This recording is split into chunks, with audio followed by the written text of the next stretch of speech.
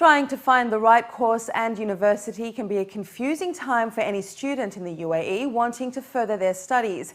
This anxiety can be even more overwhelming when trying to select a program at a university abroad.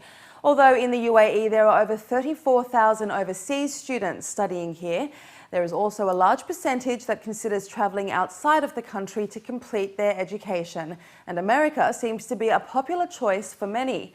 We sat down with the founder and managing director of Carian College Advisors, Peter Davos, to find out what are some of the factors that lead students here to study in the States and what applicants need to do to get there. Firstly, thank you very much for speaking with us today. Thank you very much for having me. It's my pleasure. Now, you are the managing director of the Dubai-based Carian College Advisors. As an educational consultancy firm, what are some of the trends you have seen evolve over the years? Well, there's an increasing appetite for American education. It's very interesting. When I first started the company, I thought that most of my students would be coming from American curriculum schools, and that hasn't been the case. They're actually coming mostly from British curriculum schools and IB curriculum schools. Why is this? It's very interesting. In the UK, for example, which has been traditionally the big competitor with the US for attracting students from this region, the fees for overseas students have tripled since 2008. There they have a system where the government funds the universities. That is a primary source of funding. So when the financial crisis hit in 2008, the universities took a very, very big hit. In the US, the endowments are actually funded primarily by alumni donations, and they're much, much wealthier than the UK universities. There are 75 universities in the US with an endowment over $1 billion and only 4 in the UK. So it's a question of resources. Who is able to provide the best possible facilities and educational experience for the students at a very competitive price? And now British universities and Australian universities are on par or more expensive than American universities. Now, have you yourself studied in the States? What's your educational background? Yes, actually it's very interesting. I'm the first person in my family to go to college, and I started taking classes at Harvard as a high school student at 16 years old. I ended up enrolling in Johns Hopkins to do my undergraduate degree. I was a double major there. I spent my junior year abroad at the London School of Economics, completing their general course in international relations. And then I went on to get a master's degrees from Oxford University in the UK and Harvard, where I graduated as Marshal of my class, which means first in my class. Now, the UNESCO Institute for Statistics has recently revealed that the UAE has topped the list of Arab countries in the net flow of inbound and outbound students. Currently, the UAE has just over 34,000 overseas students studying here and just over 7,500 local students studying overseas. What does this say about the high demand among UAE students pursuing university degrees both here and overseas? Well, I think the UAE is a very attractive destination for overseas students. We have some very good, well-established universities here that follow American curriculum. For example, you have AUD, American University Dubai, and American University of Sharjah, which traditionally have attracted students from throughout the region. Obviously, it's a quality of life issue as well. This is a very wonderful place to live. But we're also seeing, too, that a lot of students from here that are very serious, maybe the students that have grown up here, that want a change of pace, that are thinking about emigrating, then they're also being attracted to American universities in the States. Now, what are some of the factors that lead students to decide to pursue their education overseas? And in your opinion, are there advantages for this choice? Yes, absolutely. I mean, first of all, an education abroad is an education in and of itself. Leaving your comfort zone, being exposed to different ideas, interacting with people from around the world, from different socioeconomic groups. Dubai very much is a bubble. So a lot of students grow up with a very privileged lifestyle here. They may have a nanny, a driver, everything is done for them. So it's very good for them to go out and venture into an environment where they're going to be challenged. So that is one of the greatest things. Also, if you look at the quality of education in of itself, in the US universities are always leading the world in the rankings, which to be honest with you, I'm not a huge fan of, but their philosophy towards education is very different. They emphasize the development of the individual, not strictly tuition of academic subjects. Welcome back. It is undeniable that the cost of education is a major area to consider when applying to study overseas.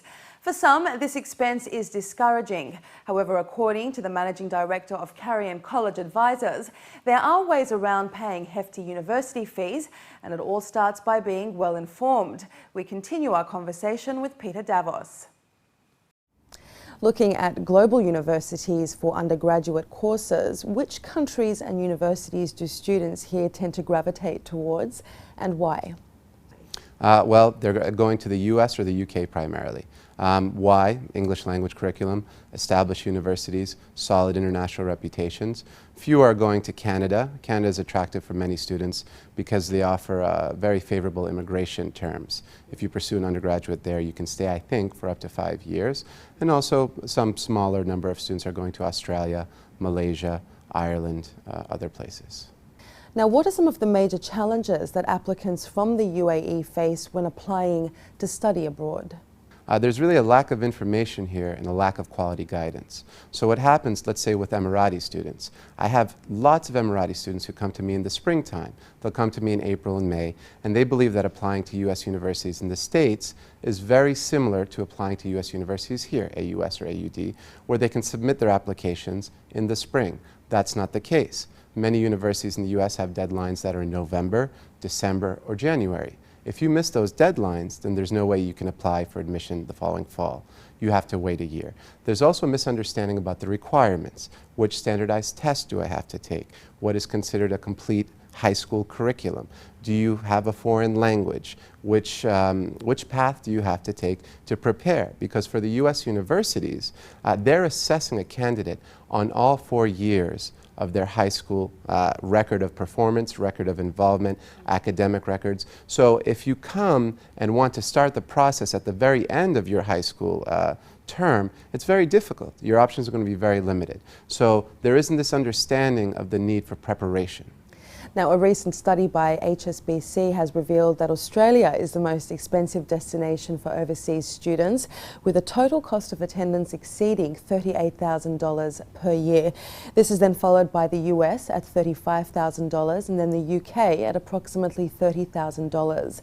How much of a factor is the cost of education for prospective students when selecting courses and universities? It is a factor, and it's very interesting because you have to go beyond those numbers. Those are what we call the sticker price. That is the price that's listed, let's say, on the university website. But the beautiful thing about American education, because so many of these universities are so wealthy, is that cost is actually heavily subsidized. The better the student you are, the better a student you are, the more eligible you are for merit-based financial aid. So we've been very successful in guiding our students towards universities which offer large amounts of financial aid. So half tuition scholarships, 35,000 dirham a year scholarships. These are good students. Now, if you're an excellent student, then you don't really need to worry about the cost because you will get full scholarships without question. Harvard, for example, if your family makes less than $60,000 a year, you pay absolutely nothing. If your family makes less than $150,000 a year, then your family will pay 10% of their annual income in tuition. So it becomes very affordable once you actually apply, and once you're offered admission, you're informed of how much aid that you receive. Now, what advice do you give students about finding the right educational institutions to suit their career goals? Right. Here, unfortunately, there's too much of an emphasis on rankings. Everybody's obsessed with rankings, rankings, rankings. It's very hard to quantify which university is better than the other. Everybody wants to put a number on, I'm number 8 and I'm going to university number 10. That's not how it works. We promote the philosophy of fit. Our students, everybody's an individual, everybody has their own goals, characteristics, cultural beliefs, et cetera, they have to find an institution which is right for them that is compatible. So with over 3,500 institutions in the US, it becomes very important which institutions that you apply to and which institutions you enroll in. So for me, it's absolutely crazy. I know many students that end up going to the US, they apply, they get in, and they know nothing about the university. They're shocked to find out that it's in the middle of a rural area. They're shocked to find out that they don't even offer the major that they want. So there's a lack of understanding that proper research is critical to the success of the student. Also, we have to keep in mind that the student is going to be living there for 4 years. So climate is important. University size, religious affiliation. Are there large numbers of Arab students if you're Arab? Is that important to you? Is there a large Islamic society? These are very important quality of life factors. It's not just about how good is their mechanical engineering program. This will impact you greatly.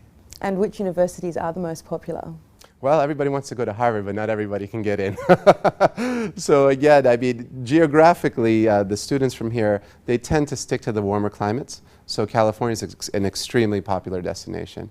Also, they like to go to Florida and Texas. Texas is a very popular destination for the petroleum engineering students because of the quality of the courses offered by the universities there. Finally, how can students guarantee that the courses they are enrolling in are properly accredited and will eventually allow them to practice their skills back in the country where they come from? Do your research. Again, we go back to preparation and research. Research the university itself, its website, its accreditation, and also if you want to come back here and practice, make sure your degree is recognized. We would never send a student to a university that's not accredited, but the Ministry of Higher Education here has a list of schools which are accredited, legitimate, and accepted. It's been an absolute pleasure. Thank you very much for your time. Thank you very much.